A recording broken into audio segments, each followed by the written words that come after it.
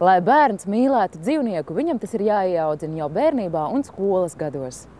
Nereti tieši informācijas trūkuma un cilvēku bezatbildības dēļ dzīvnieki nonāk uz ielas. Tāpēc Rīgas pilsētas dzīvnieku patversmes Ulubela brīvprātīgie pārstāvji kopā ar 8 draugiem pagājušajā nedēļā devās ciemos uz Rīgas Kristīgo vidusskolu, lai ar saviem stāstiem aicinātu bērnus rūpēties par pamestiem dzīvniekiem, dāvāt sirds siltumu kādam noklīdušam zvēriņam, būt atbildīgiem un iecietīgiem pret tiem, ko esam pieredzinājuši.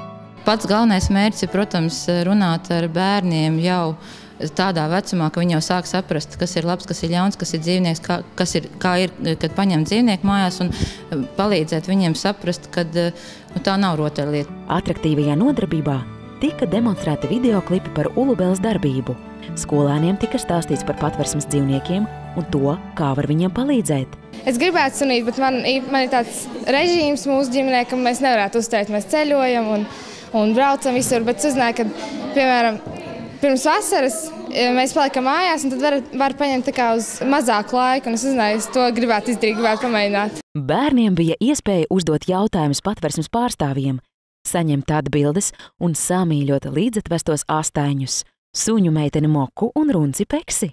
Lai dzīvnieku patversmē nenonāktu, būtu jāpadomā tiem cilvēkiem, kas ņem suņus, vai viņi tiešām to varēs un pievērsīs uzmanību, mīlēs, un ka, ja viņi izaugs lieli, lai viņi neatstātu novārtā. Man liekas, ka cilvēkiem būtu vairāk jādomā ne tikai par sevi, bet arī citiem dzīvniekiem arī, jo personīgi arī ļoti patīk dzīvnieki, un es arī gribētu uzņemties atbildību par vienu. Man jau ir kaķis mājās, bet viņš kaut kā ar citiem nesadzīvo.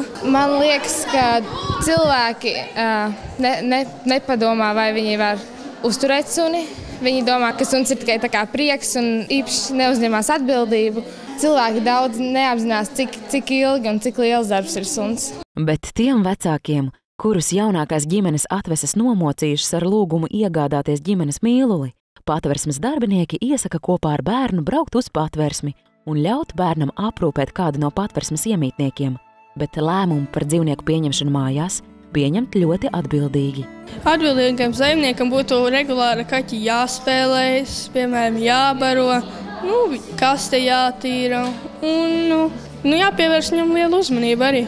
Jau kā viesošanās skolā pagāja nemanot, un kad ciemiņi atvadījās no skolēniem, bija gandarījums par padarīto un milzums pozitīvu emociju, ko sniedz kontakts ar dzīvnieku, kam piemīt tā īpašā spēja nevis pārmest, bet neviltoti priecāties un uzticēties, arī pēc nežēlīgas nodevības un skarbas pagātnes.